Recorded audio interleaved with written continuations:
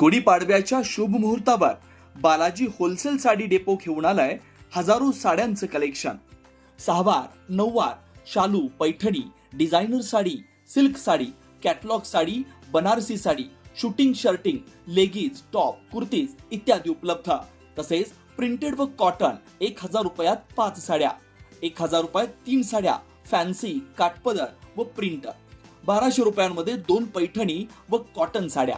तुमच्या आवडीच्या साड्या आता तुमच्या शहरात।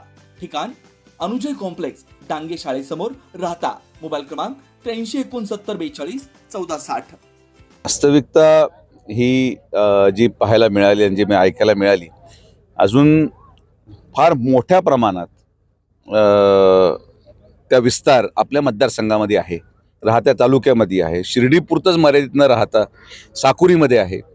सगळ्या गोष्टी मला माहिती आहेत। मला असं वाटतं की महाराष्ट्र शासनाने CID कडे तपास दिलाय, क्राईम ब्रांचकडे दिलाय। तिथं एक महिला IPS अधिकाऱ्यांची नेमणूक झालेली आहे। आजही शिर्डी पोलीस स्टेशनचे अधिकारी नाशिकला गेलेत आणि या तपासामध्ये या सगळ्या गोष्टी समोर येतील। ज्या गोष्टी घडल्या त्या दुर्दैवी आहेत।